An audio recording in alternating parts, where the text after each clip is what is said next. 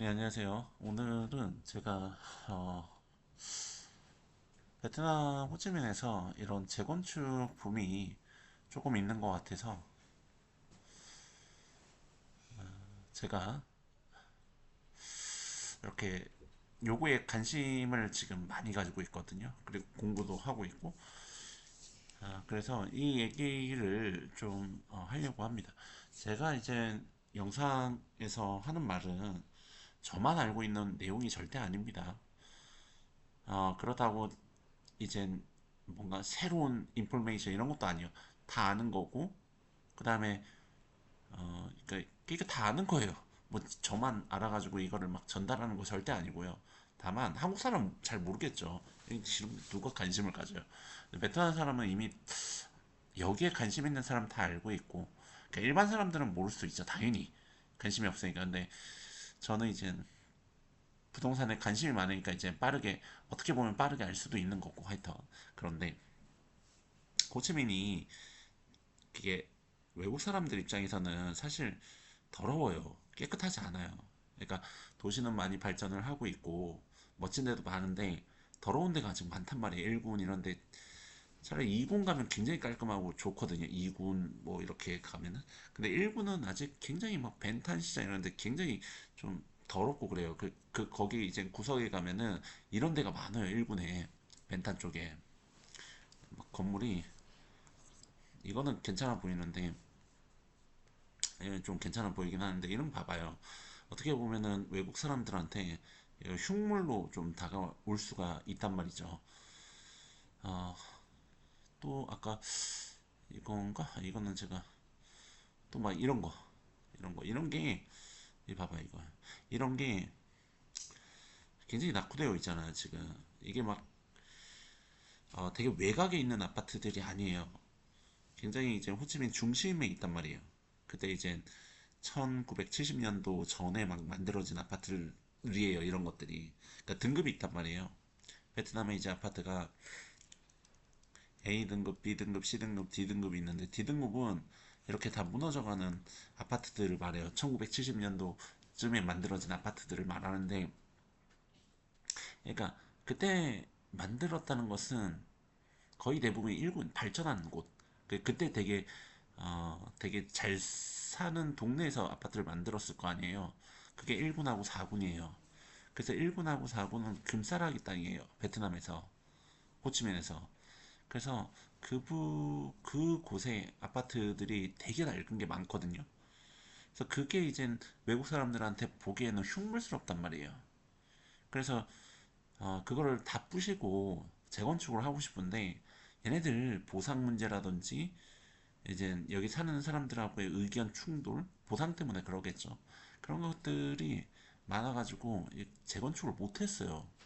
그래서 예전에는 이제 100% 이제 뭐 동의를 얻어야지 재건축을 한다 했는데 이거를 나라에서 그냥 50%만 동의를 얻으면은 재건축을 해라라고 바뀌었고 그다음에 보상 체계가 좀 강화된 것 같아요. 예를 들어가지고 이것도 근데 정확한 게 아니에요. 이게 보상 체계가 이게 어떻게 되는지 저도 잘 모르겠어요. 그래서 저도 공부를 해야 되는데 많이 이거는 지금 제가 알기로는 여기 이제 아파트를 크게 지으면 사업성이 있으니까 지을 거 아니에요. 이렇게 그러면은 여기 이런 데 사는 주민들한테 이렇게 집을 하나씩 그 크기만큼 주는 걸로 어떻게 나오기는 하거든요. 근데 그게 말이 달라요, 다. 그래서 이게 정확하지가 않으니까 이게 여기에다 투자하는 것도 조금 그렇긴 해요. 근데 어쨌든 최근에 이 바람이 약간 좀 불고 있다는 거 말씀드리려고 제가 영상을 만들었어요. 이런 거 모를 거 아니에요, 한국 사람들. 이거 뭘 알겠어, 이거. 관심 있는 사람도 있는 게 이상하지. 그래서 최근에 여기에 보면은 리모델링 시기 확정 뭐 이런 말 되게 많이 나오고 그러는데 근데 이제 또 베트남 보면은 이거 말했다가 또 안 만들고 그러긴 하는데 되게 이제 뭐 또 몇 년 끌고 겨우 이제 막 만든다 어쩌고 할 수도 있는데 이게 대표적인 예시가 맨하탄이라는 그 일본에 있는 아파트, 노발랜드에서 만든 아파트가 리모델링을 해가지고 만든 아파트가 있거든요. 거의 되게 성공적으로 잘했어요. 거기에 원래 거주했던 사람들한테 아파트 하나씩 주고, 그래서 그 바람이 조금 부는 것 같아요. 그래서 아마 투자를 한다면은 이런 거 괜찮지 않을까. 지금 저는 그 생각을 하고 있거든요. 그러니까 아파트는 D등급 아파트는 다 나와 있어요. 저만 이제 뭐 인포메이션 알아가지고 D등급 아파트 이렇게 찾는 게 아니라 찾으면 다 나온다고. 찾으면은 어려우면은 그냥 저기 제미나이나 챗 GPT한테 물어보면 되잖아요. 저도 제미나이로 이렇게 물어본단 말이에요. 저는 이게 울트라 버전인데 제미나이 하여튼 물어본단 말이에요. 그럼 물어보면 되잖아요. 물어보면 D등급이라는 거 다 나온단 말이에요. 어쨌든 여기 나오잖아요.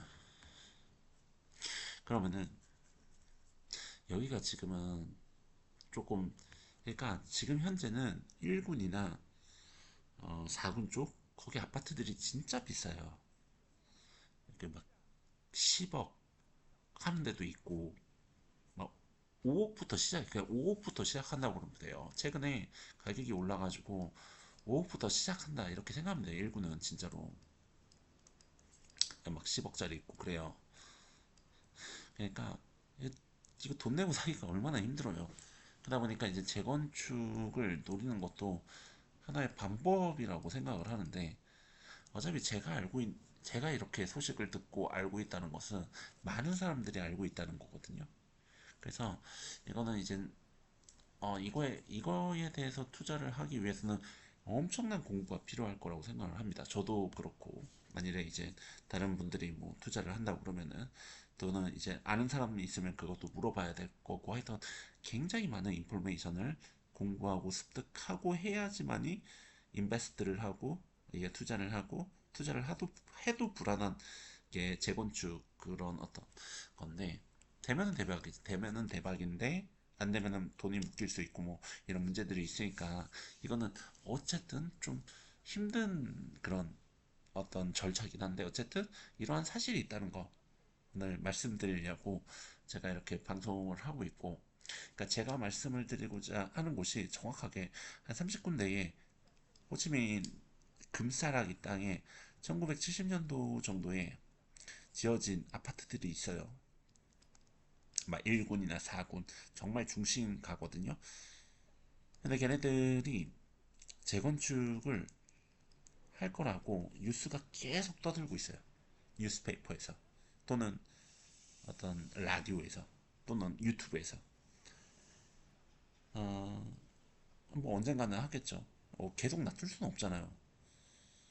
그렇다고 이제 주민들 다 쫓아냈고 뭐 보상도 없이 뭐 그럴 수는 없는 거고, 그 사는 사람들한테 보상을 주고 해야지 정당한 거니까 아마 나라에서도 그거는 하려고 할 겁니다.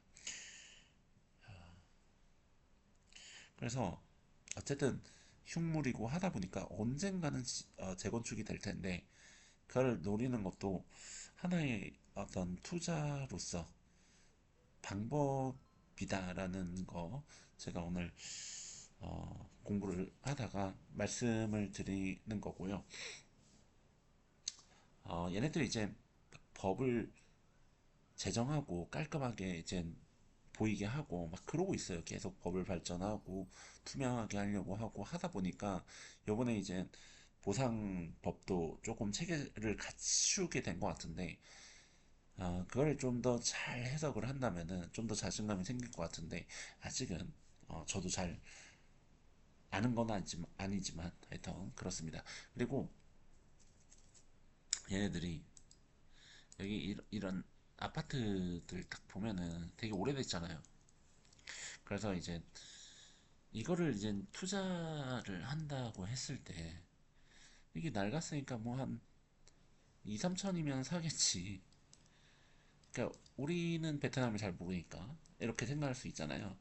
어차피 여기 다 1억은 기본적으로 넘습니다. 2억 정도? 3억? 막 이렇게 가는 데들이 있어요. 왜냐면은 금싸라기 땅이라서 그래요. 그러니까 2억까지 가나? 1억은 넘어요. 제가 다 조사해봤고. 1억은 넘고 조금 낡았는데 입지가 너무 좋은데 3억까지 가는 걸 봤거든요, 제가. 그러니까 이게 투자를 하기가 이게 이 정도의 어떤 손실을 감안하고 해야 되는데 힘들잖아요. 그래서 공부를 엄청 많이 해야 되고 운도 좋아야 되고 해서 저는 이제 하여튼 좀 알아보긴 하겠지만은 이렇게까지 해야 되나 이런 생각은 듭니다. 근데 요새 트렌드가 이런 게 있다고 말씀을 드리려고 하는 거고 그다음에 베트남이 사실은 베트남에 어디를 사더라도 베트남의 이제 토지라든지 아파트 어디를 사더라도 물리기가 힘들어요. 왜냐면은 여기 나라가 지금 GDP가 전 세계에서 32위까지 올라갔거든요. 제가 여기 5년 전인가 왔을 때가 42에서 가까웠거든. 42, 여기 언저리였는데 이렇게 올라갔잖아요. 뭐 GDP, 1인당 GDP도 올라가고 있고.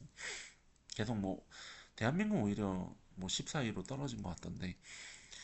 그러니까 뭔가 대한민국 이젠 사실 굉장히 선진국이고 잘 살고 이제 트렌드를 주도하긴 하지만은 어쨌든 경제적인 면에서는 그래도 이제 뒷심이 좀 지금은 많이 약해진 느낌이긴 합니다. 거기에 반해서 이제 베트남이 사실 경제 성장률이 8%가 된다는 것 자체가 굉장히 이제 발전을 잘 하고 있다는 거거든요. GDP가 이제 8%가 계속 이상 뭐 증가한다는 것 자체가 참 대단한 것 같습니다. 대단한 것 같아요. 그래서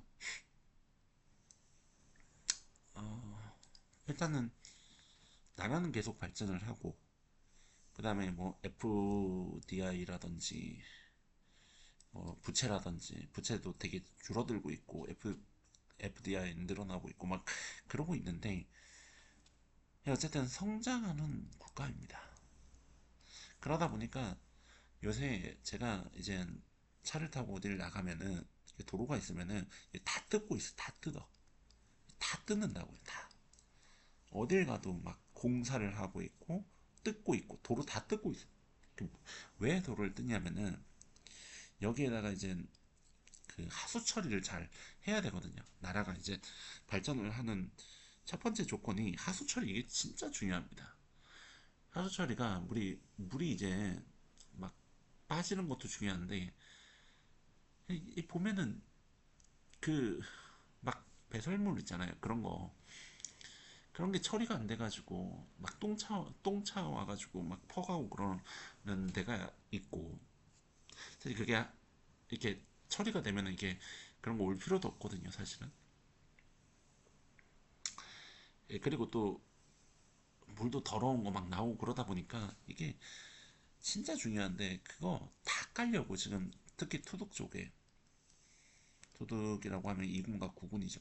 진짜 가면은 다 도로를 뜯고 있다고요. 도로 뜯고 있고 그 다음에 위에는 이제 도로 놓고 있고 또 어디에는 서브웨이 놓고 있고 그러니까 그 지하철 놓고 있고 그러고 있다고요. 그러니까 점점 이제 GDP는 올라가고 퍼센테이지가 올라가고 GDP 절대 양도 올라가고 있고 막 그러고 있단 말이에요. 그러다 보니까 사실은 성장하는 국가, 발전하는 국가니까 사실 어디를 사더라도 물리기 쉽지 않습니다. 사실은 지금은 물리기 쉽지 않은데 그래도 어쨌든 이 나라에서도 트렌드가 있고 그 다음에 이제 어디를 이제 투자를 하면은 좋을지에 대한 얘기도 많은데 지금 트렌드는 어떻게 보면은 재건축도 하나의 트렌드가 있어요. 그래서 그거를 공부하고 그거에 투자하는 사람들도 조금은 있는데 근데 진짜 위험하다. 왜냐면은 이 보상 체계도 아무래도 이제 후진국이니까 명확하지 않을 수 있고 그 다음에 이제 어, 또 기다리는 게 언제까지 기다려야 되는지도 모르고 그래서 위험한데 어쨌든 공부해 놓는 건 나쁘지 않잖아요. 그래서 저는 이제 공부를 해보려고 하는데 만약 관심이 있으면 공부해 보시라고 제가 이렇게 영상을 시키는 거고 일단 이 나라는 이제 GDP 이제 성장률 10%까지 뭐 생각을 하고 있다고 그러는데, 이번에 미국 관세가 몇몇 상품이 없어져요. 커피 없어지고 뭐 두리안 없어지고 뭐 어쩌고 없어진 것 같은데, 왜냐면은 미국 그 소비자 물가 너무 올라가니까 관세를 다 없앴단 말이에요. 그런 어떤 원자재라든지 이런 몇 가지, 200가지라고 했던 것 같은데 나 정확하게 기억이 안 나는데, 그 수혜로 베트남이 굉장히 많이 수혜를 입었어요. 그 관세 없어지는 걸로. 관세가 0%가 됐잖아요. 몇몇 종목에 대해서. 그걸로 이제 처음에 뭐 20%, 25%였나? 20%였나? 뭐 하여튼 이 관세 때문에 이제 뭐 커피 가격도 떨어지고 뭐도 떨어지고 뭐 그랬단 말이에요. 미국에 이제 수출을 해야 되는데 그거 안 되니까. 근데 이젠 꼬리를 내렸잖아, 트럼프가. 그래서 식품이나 이젠 뭐 고무도 그랬고, 고무는 왜냐면 저 아는 친척, 제 친척 고무 사업 하고 있어가지고 제가 아는데, 고무도 이젠 그 0%가 됐어요. 그래서 미국으로 수출하기가 쉬워졌어요. 그래서 어쨌든 나무랑 고무, 나무도 아마 그럴 거예요. 그래서 그제 그것 때문에 베트남 주식 되게 많이 올라갔거든요. 그러니까 어쨌든 베트남이 이런저런 이유로 성장하는 국가이기 때문에 뭐 토지에 투자를 하든 아파트에 투자를 하든 뭐 주식에 투자를 하든, 주식은 근데 물릴 가능성이 높죠. 하여튼 토지나 주택 이런 부동산은 이게 물리기가 쉽지가 않아. 왜냐면 계속 발전하는 국가고, 그러다 보니까 그 주위에 계속 뭔가 건설을 한다는 거죠. 근데 외곽에 사면 좀 힘들고, 너무 외곽에 사면. 그래서 오늘 어쨌든 제가 말씀드리고자 하는 것은 그런 거였고, 그러니까 뭐 재건축 그런 거였고, 부차적으로는 말씀을 드리겠습니다. 자, 또 또 뭐 특정한 사건이 있으면은 또 영상을 키도록 하겠습니다. 감사합니다.